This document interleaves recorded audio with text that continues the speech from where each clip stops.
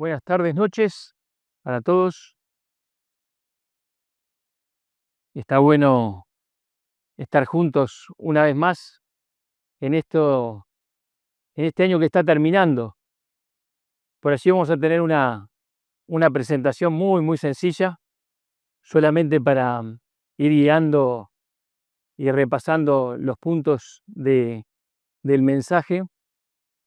Y yo traía para compartir con ustedes acerca de un tema o un pensamiento que quizá no sea el más frecuentemente que uno trae en estas fechas, ¿no?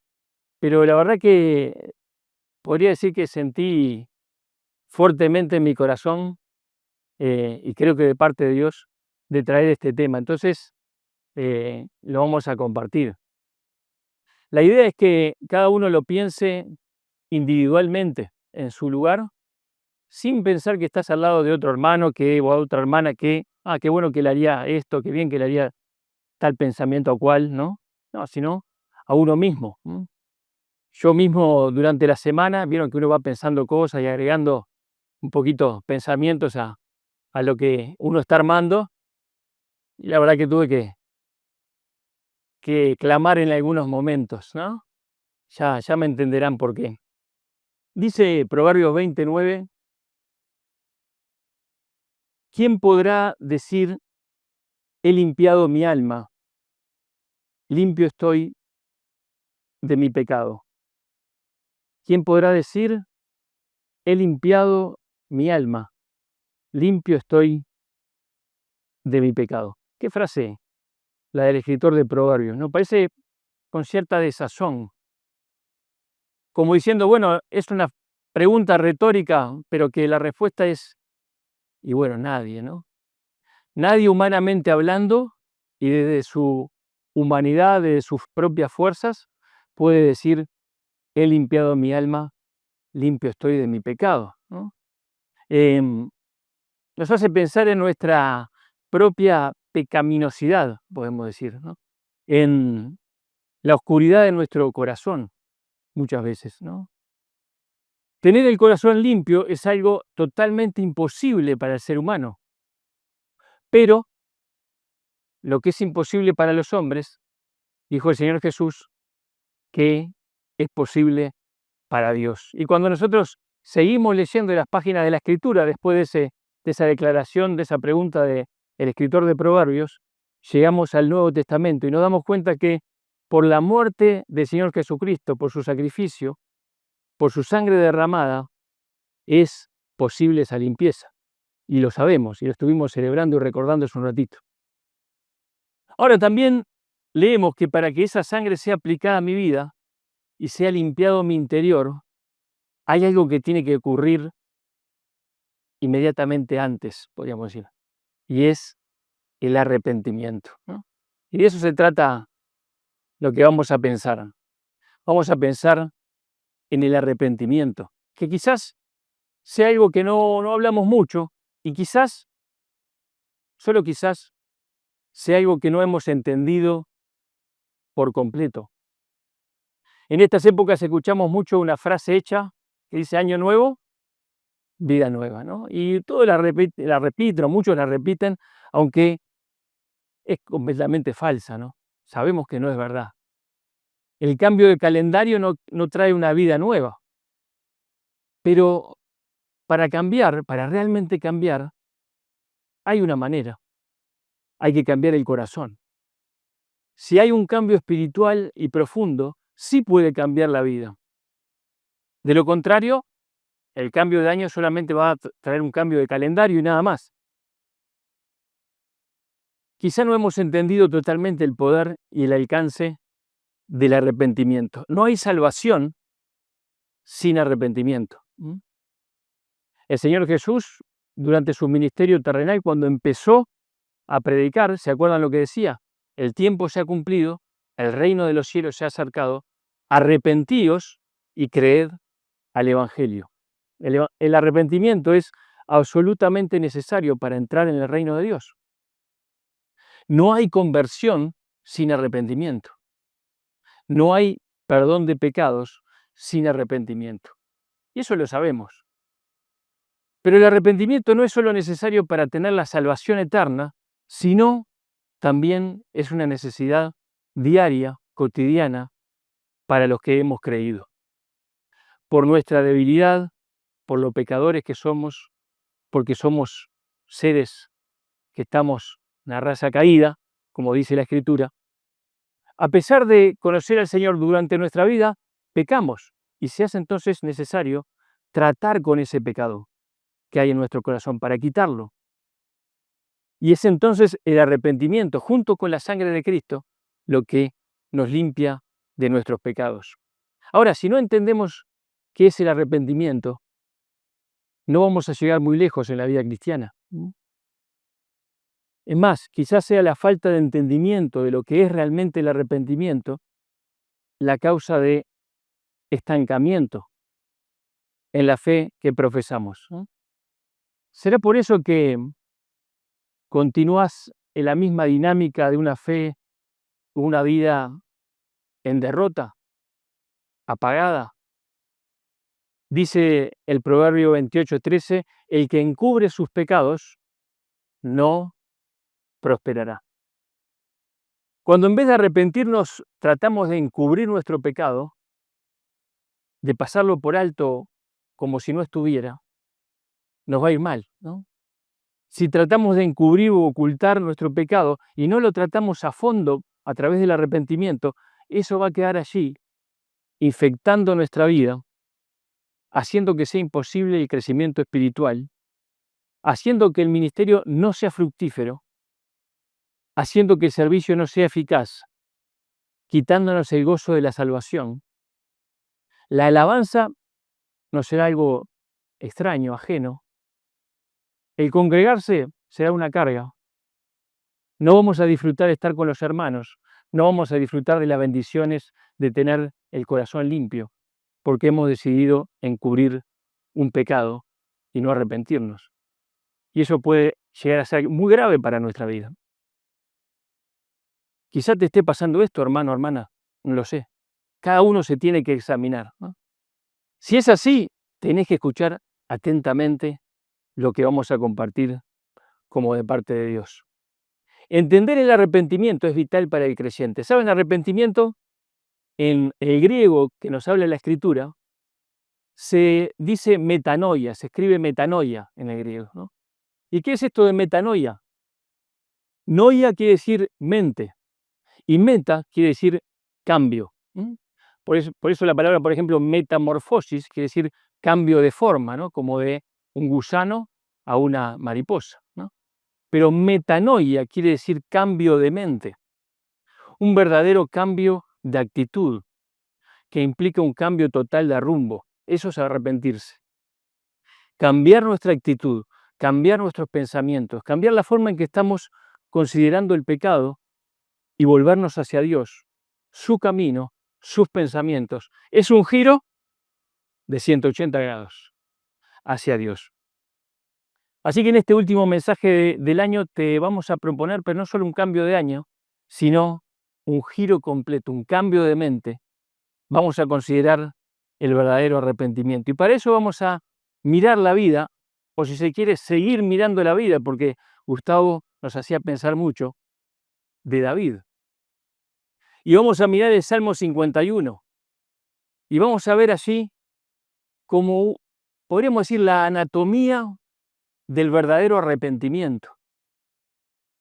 Vieron que como un cirujano tiene que conocer la anatomía del cuerpo para poder operar y no hacer ningún lío ahí, ¿no? Sino arreglar y curar. Bueno, este salmo nos va a permitir conocer la anatomía del arrepentimiento. ¿Qué componentes tiene el arrepentimiento? ¿De qué se compone? David escribe este salmo cuando estaba en un momento terrible de su vida. La mayoría de nosotros conoce la historia, ¿verdad? David, siendo el rey de Israel, ya Dios lo había puesto en el trono, ya estaba en paz, o por lo menos estaba venciendo a todos sus enemigos, ¿no? En el momento que salían los reyes a la batalla, David se queda en Jerusalén, se queda en su palacio, y en un momento de ocio sale a pasear y a mirar ahí por la por el balcón de su palacio y ve una mujer hermosa que se estaba bañando. Ve una mujer que estaba desnuda, ¿verdad? Y la ve y la sigue mirando y la codicia. Y siendo el rey de Israel, la manda a buscar, la manda a llamar. Pregunta quién es ella. Es Betsabé, es la esposa de Urías, un valeroso guerrero, soldado que está allí en el frente de batalla. Pero no le importó y la trajo y se acostó con ella y tuvo relaciones sexuales. Y resulta que cometió adulterio, pero la cosa no iba a quedar allí nomás porque Betsabé quedó embarazada. Y esto se supo. Y ahora, ¿cómo se encubría? Bueno, David mandó buscar a Urías, lo trajo y él pensaba, bueno, si Urías duerme en su cama con su mujer, va a quedar como encubierto esto porque va a parecer que este embarazo el padre es él. Pero resulta que este hombre era derecho. Y él dijo, no, si mis compañeros de batalla están allá sufriendo y están durmiendo en tiendas, yo también. Y durmió en una tienda. Se le complicó allí. Entonces pensó en emborracharlo, a ver si, bueno, si de pronto se iba para la casa, pero tampoco le funcionó. Entonces David escribió una carta dirigida al general, a Joab, donde le pedía que Urías fuera colocado en el frente de batalla, en la primera línea, para recibir todas las flechas, las lanzas, lo que tiraban de arriba de los muros, ¿no? Y así se hizo. Y este hombre valiente, fue muerto por manos de sus enemigos. Y al morir el esposo ya estaba libre para hacerla su mujer, entonces la trajo para hacerla su mujer. Pero todo esto desagradó a Dios y de ninguna manera iba a quedar impune. Y Dios le envió a Natán. ¿Se acuerdan al profeta Natán? Era amigo de David, ¿no? Y le trajo una historia, aparentemente una historia sencilla, inocente. ¿No? Un hombre tenía un corderito, un animalito que lo cuidaba, ¿no? Era especial para él. Y otro hombre que tenía cientos de animales en su campo, para agasajar a un visitante que tuvo, agarró este animal de este hombre pobre y lo mató y se lo dio para comer. Y David se encolerizó. Con esa historia dice, ese hombre merece la muerte. Y grande fue su indignación. Pero la palabra del profeta penetraron su corazón porque le dijo, ese hombre eres tú. Y la exposición del pecado de David fue tremenda. Y sus consecuencias serían contundentes. Pero cuando él fue confrontado con su pecado, él se arrepintió profundamente. Se arrepintió de corazón. Y Dios lo perdonó. Aunque las consecuencias seguirían, como siempre ocurre, pero Dios lo perdonó. David cometió adulterio. David hizo matar a una persona. Su caída fue tremendamente evidente. ¿Quién diría que el dulce salmista de Israel podría terminar así? Ahora, ¿sabes una cosa? Esto es lo que hace el pecado cuando se encubre, cuando no se confiesa, cuando uno no se arrepiente. Empieza a generar endurecimiento en el corazón. Por eso el escritor de Hebreos dice que ninguno de vosotros se endurezca por el engaño del pecado. El pecado nos va endureciendo, nos va cauterizando la conciencia. Y no es necesario ser un adúltero para que te pase esto. Cualquier pecado no confesado, oculto, encubierto, no arrepentido, puede traer este endurecimiento del corazón. De tal manera que al final uno no sabe qué tan bajo puede caer. No se sabe, ¿no?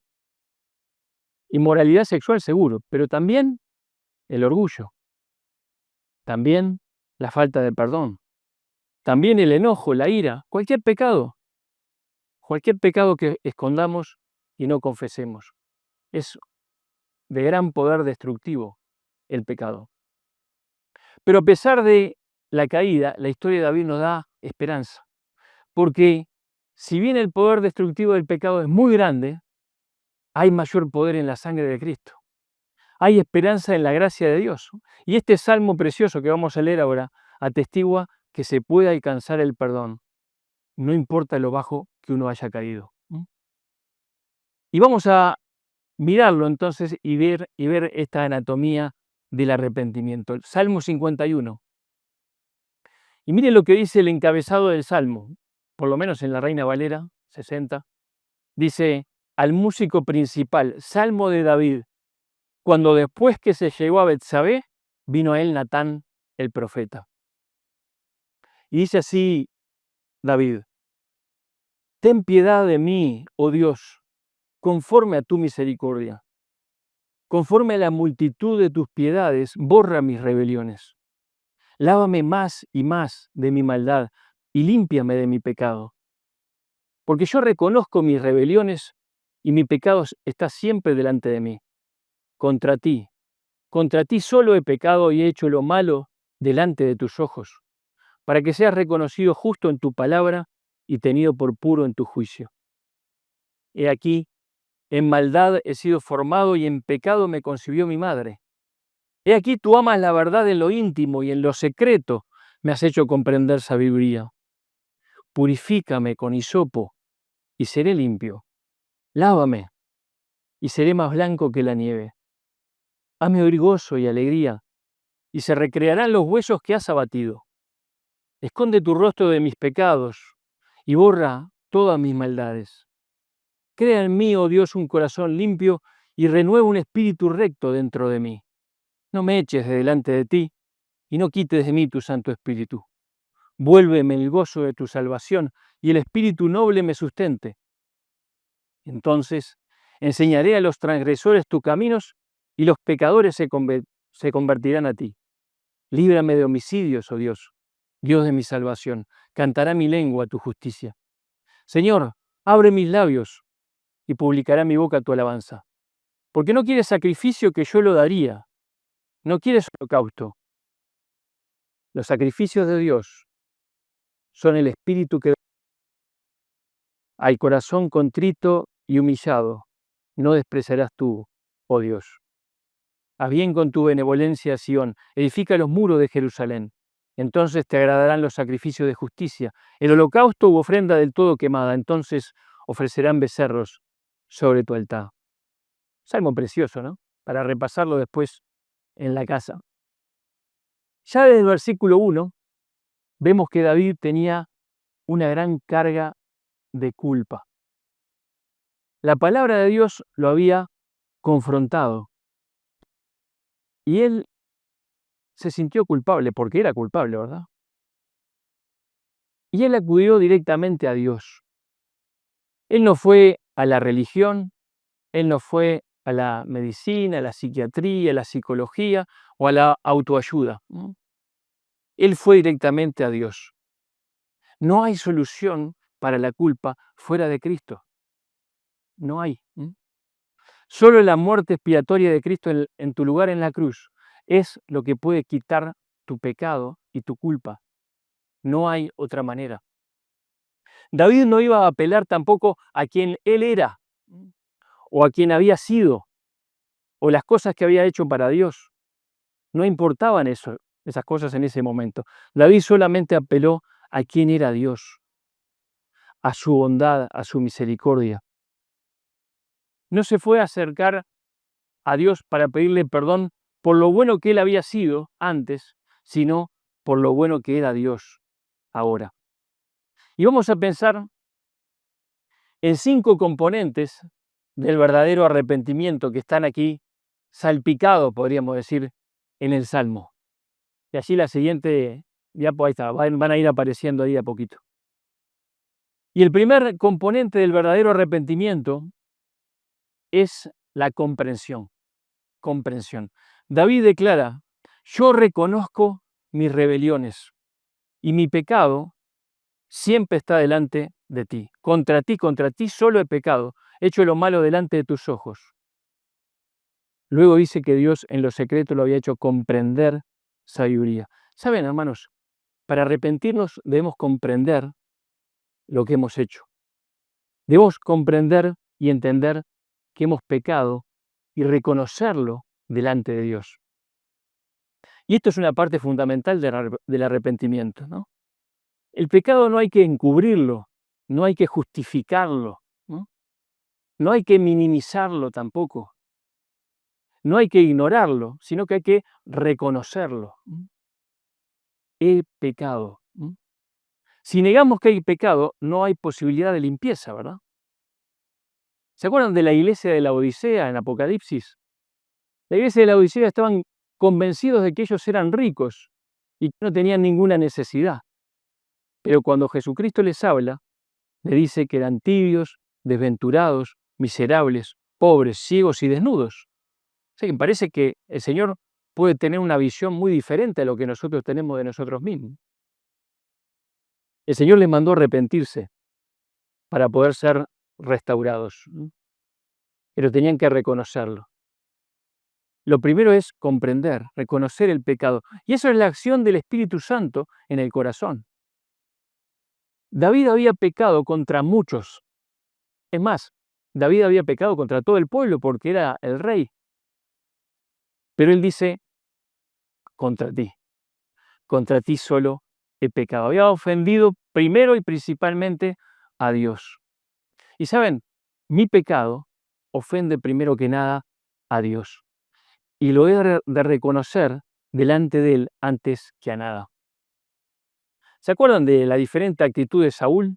Saúl había pecado contra Dios cuando ofreció aquel sacrificio y Samuel vino, y él lo que quería era no quedar mal con el pueblo. Dice, Samuel, ayúdame, haceme una piernita para no quedar mal con el pueblo, ¿no? No le importaba Dios, no tenía temor de Dios. En cambio, David, qué diferente actitud, ¿verdad? Él no tuvo reparos en humillarse delante de Dios y reconocer su pecado. ¿Por qué? Porque primero le importaba su comunión con Dios. ¿Comprendés el mal que has hecho delante de Dios? ¿O solo te da vergüenza que se descubra? Desde el Edén, nuestra tendencia, queridos, es a echarle la culpa a otros, ¿no?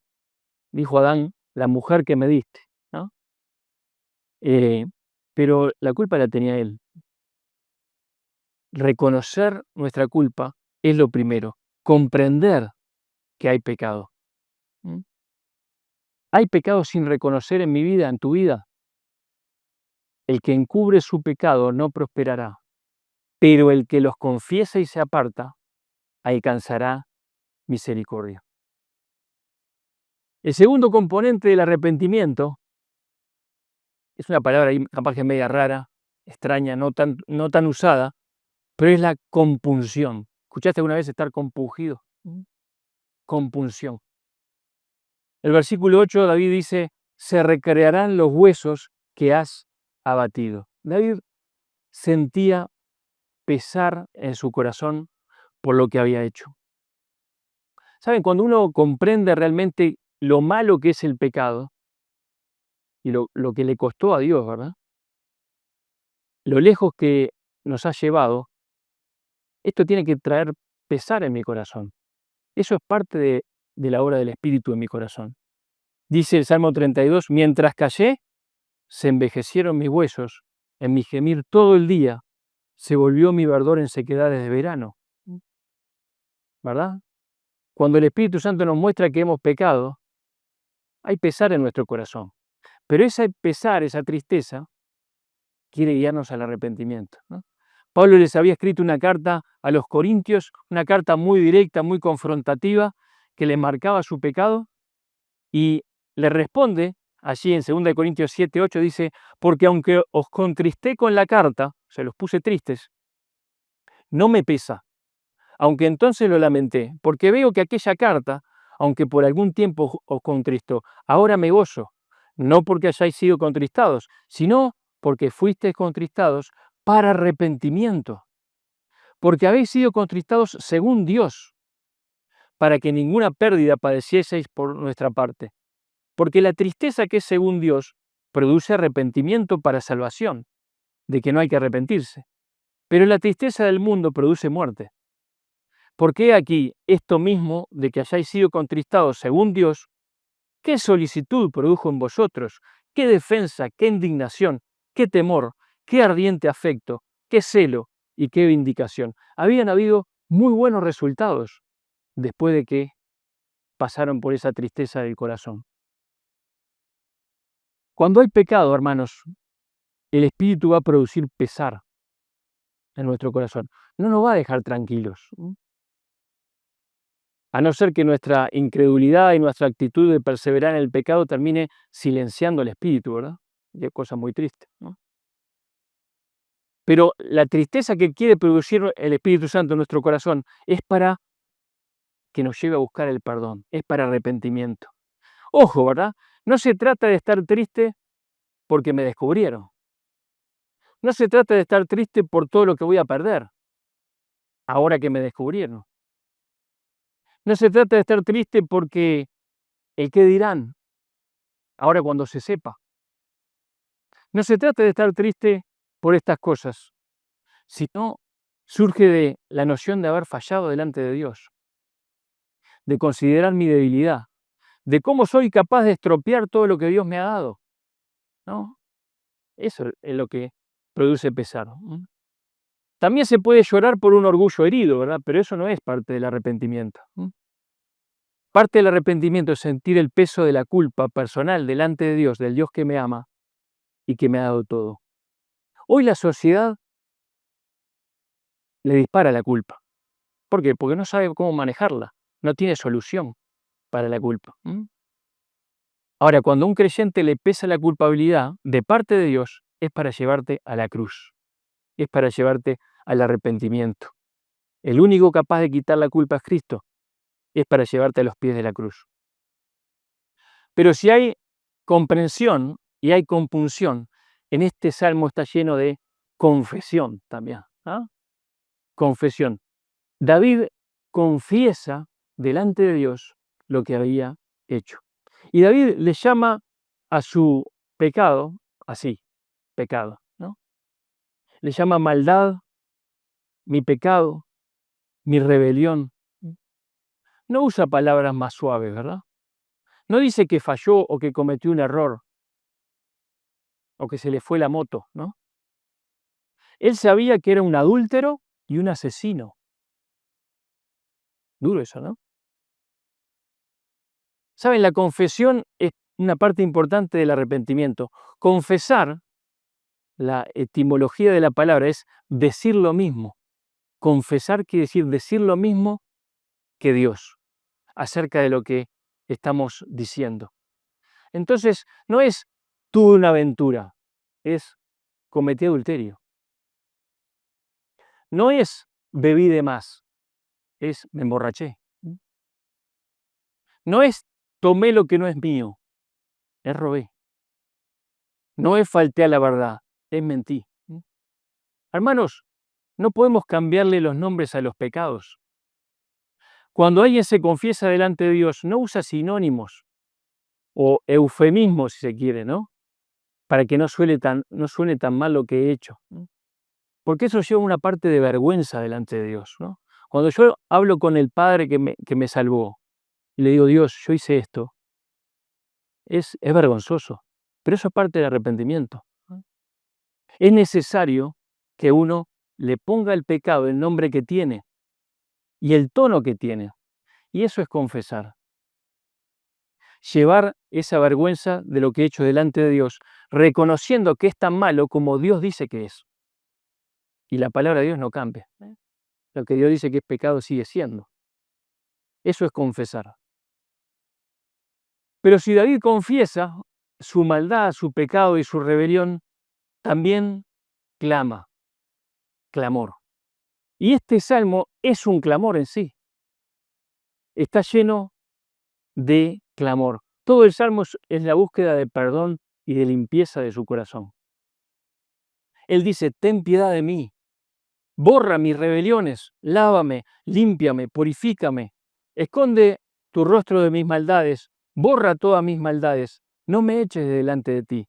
¿Qué está haciendo? Está pidiendo perdón. Y saben, hermanos, solo Dios puede perdonar pecados. Solo Dios. Una persona que tú has ofendido te puede perdonar su ofensa si tú le pedís perdón. Pero solo Dios puede perdonar pecados. ¿Por qué? Porque solo Él fue capaz de pagar por tus pecados. Porque el Señor Jesús ha muerto por tus pecados en la cruz. Por eso solamente Dios puede perdonar tus pecados. El perdón de Dios no es barato, no es liviano, es profundo. Costó la vida y la sangre preciosa del Cordero Santo de Jesucristo. Ninguna persona humana va a poder jamás declarar que tus pecados han sido perdonados, pero Dios sí. David le dijo a Natán cuando escuchó su confrontación: pequé contra Jehová. Pero el profeta le aseguró: también Jehová ha remitido tu pecado, no morirás. ¿Dónde fue remitido? A la cruz, ¿verdad? No morirás. Solo Dios podía perdonarlo, solo la gracia, solo la obra de Cristo. Ahora, hermanos, luego de reconocer nuestro pecado, de confesarlo ante Dios, con pesar en nuestro corazón, hemos de buscar su perdón. Y aleluya, Él nos perdona.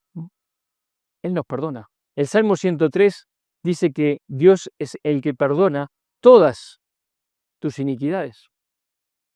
Dice que no ha hecho con nosotros conforme a nuestras iniquidades, ni nos ha pagado conforme a nuestros pecados. Porque como la altura de los cielos sobre la tierra, engrandeció su misericordia sobre los que le temen. Cuanto está lejos el oriente del occidente, hizo alejar de nosotros nuestras rebeliones. Qué bendición, hermanos, tener un Dios perdonador, un Dios misericordioso, lento para la ira, grande en misericordia. Ahora, mira lo que dice primera de Juan 1, 8, 9. Si decimos que no tenemos pecado, nos engañamos a nosotros mismos, y la verdad no está en nosotros. Si confesamos nuestros pecados, Él es fiel y justo para perdonar nuestros pecados y limpiarnos de toda maldad. Querido, Él es fiel y justo. No te va a perdonar por alguna característica tuya, te va a perdonar porque Él es fiel y justo. Es así. Dios te perdona. En este salmo vemos que Dios oró: no quites de mí tu Santo Espíritu. Era la época del Antiguo Testamento. Era antes de la cruz, antes de Pentecostés. El Espíritu Santo en esta época venía sobre el creyente, pero también podía irse. Y eso es lo que está clamando David, que no lo quite de mí. Hoy en día, cuando uno cree en el Señor Jesucristo, es sellado con el Espíritu Santo, y el Espíritu Santo nunca más va a salir de allí, no se va a ir. Pero lo que sí puedes hacer es contristarlo, es apagarlo. Por el pecado no vas a perder la salvación, pero sí puede desaparecer el gozo de la salvación, como dice también aquí David. Es solamente el perdón de Dios lo que remueve el pecado, lo quita y restaura el alma. Así que el perdón es lo que limpia el corazón, lo que renueva el espíritu, lo que nos capacita para seguir la carrera, lo que no puede crear el hombre, porque lo hace Dios. Crea en mí un corazón limpio. Dios puede crear en ti un corazón limpio y renovar un espíritu recto que quiera caminar con Dios, que quiera seguir obedeciendo a Dios. No lo puede hacer la religión, no lo pueden hacer las normas humanas, no lo pueden hacer los sacrificios, solo Dios, solo el Espíritu Santo de Dios. Pero después de clamar por el perdón, David toma un compromiso. Toma un compromiso. Saben, hermanos, después de clamar por el perdón, tenemos que confiar que Dios nos va a perdonar, que Dios ya nos perdonó, porque lo dice su palabra. Listo, ¿no? No es punto final para nosotros después de clamar por el perdón. Dice: Él es fiel y justo para perdonar nuestros pecados y limpiarnos toda maldad. El pecado fue removido, quitado, ya no está más. Pero David sabía que no era solamente confesar, sino que es el que confiesa y se aparta, alcanzará misericordia. Tenían que aparecer frutos dignos de arrepentimiento. Entonces se compromete con Dios y dice: voy a enseñar a los transgresores tus caminos. Va a publicar mi boca tu alabanza. Va a cantar mi lengua tu justicia. Él está diciendo, ahora voy a vivir diferente. Y rápidamente podemos pensar en 4 cosas que no van a aparecer ahí, que tienen que ver con el compromiso. Renuncia, reemplazo, restitución y reconciliación. El arrepentimiento incluye dejar atrás lo que uno estaba haciendo, renunciar a eso que estaba haciendo, dejarlo atrás, no seguir viviendo así. Pero cuando uno deja atrás algo malo, tiene que reemplazarlo por algo bueno. Así que, como estuve hasta ahora viviendo para mí mismo, ahora voy a vivir para Dios y para los demás. Hay que reemplazar lo malo por lo bueno, no nos podemos quedar en blanco, ¿verdad? Y si alguno he defraudado con lo que he hecho, tengo que restituir. ¿Se acuerdan de Zaqueo? Zaqueo se arrepintió en serio, ¿no? Dice, si alguno he defraudado, se lo devuelvo por cuadruplicado. Ese es el concepto de la restitución. Dios me perdona, pero si yo defraudé a una persona humana, tengo que restituir eso. Y finalmente viene la reconciliación. Nos reconciliamos con Dios a través del perdón en oración, pero capaz que si ofendí a una persona, tengo que ir a buscar la reconciliación. Capaz que no voy a ser recibido, no lo sé, pero tengo que hacer el camino y golpear la puerta. Es mi parte. Es parte del compromiso del arrepentimiento. Para David, el cambio no era hacer sacrificios. Él tenía miles de animales en sus campos. Con una orden podía haber hecho un montón de sacrificios. Para David, el verdadero compromiso era vivir con un corazón contrito y humillado delante de Dios. Él dice acá, los sacrificios de Dios son el espíritu quebrantado. Al corazón contrito y humillado no despreciarás tú, oh Dios. Qué bueno esta oración, ¿no? Se compromete a vivir en sumisión a Dios, en obediencia a su palabra, no a mi manera, sino a la manera del Señor. Y eso es arrepentirse, ¿no? Ahí sí aparece lo último, porque arrepentirse produce un cambio, ¿no? El verdadero arrepentimiento produce un verdadero cambio en la vida, un verdadero cambio. El arrepentimiento es algo interno, pero que se va a ver desde afuera en algún momento. Es algo entre vos y Dios. Hermano, hermana, este partido se juega en la cancha de tu corazón. Es algo entre vos y Dios. No importan los demás. Es entre vos y Dios. Pero si vos te arrepentís y Dios te va a perdonar, sin duda, es así, y vas a empezar a cambiar. Porque el verdadero arrepentimiento produce un cambio. Inevitablemente va a causar un impacto visible en la vida. Frutos dignos de arrepentimiento. Va a repercutir en todas las áreas de tu vida, especialmente en lo espiritual. ¿Por qué? Porque el buen árbol da buenos frutos. Y estos son los componentes del verdadero arrepentimiento. Comprensión de lo que he hecho, compunción en mi corazón, dolor, confesión a Dios poniéndole el nombre y el apellido de lo que he hecho delante de Dios, no cambiándole el nombre. Clamor por el perdón y compromiso de cambio que después se tiene que ver en la vida.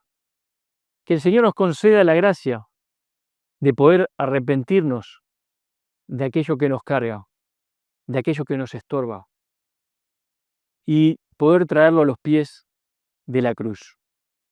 Saben, al principio veíamos ese versículo que decía, ¿quién podrá decir, he limpiado mi alma, limpio estoy de mi pecado? Yo puedo, tú puedes. Cualquiera de nosotros puede decir esto, de este lado de la cruz. ¿Por qué? porque hay una fuente carmesí que limpia todo mal. Termino con las palabras del himno que dice: ¿qué me puede dar perdón? Solo de Jesús la sangre. ¿Y un nuevo corazón? Solo de Jesús la sangre. Precioso es el raudal que limpia todo mal. No hay otro manantial, solo de Jesús la sangre. Oramos.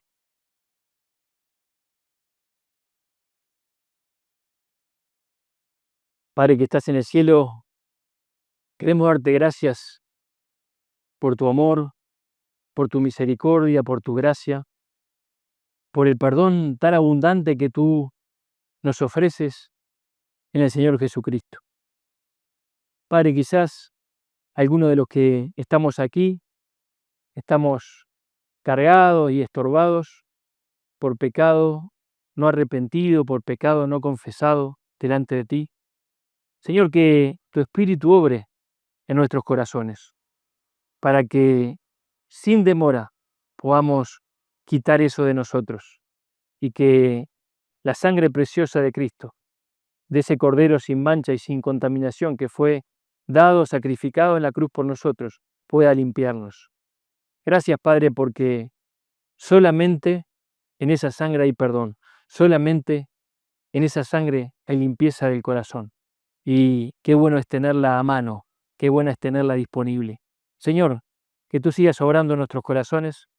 Gracias, Padre, porque nos regalas un año más, pero Padre, no queremos seguir arrastrando cosas del pasado. Queremos quitarnos eso de encima para poder correr la carrera sin impedimento. Gracias, Padre, porque tú nos amas. Gracias por todas tus promesas y por todo lo que tú tienes por delante en este año que va a llegar. Señor, dejamos nuestras vidas en tus manos y clamamos a ti en el nombre de Cristo Jesús. Amén.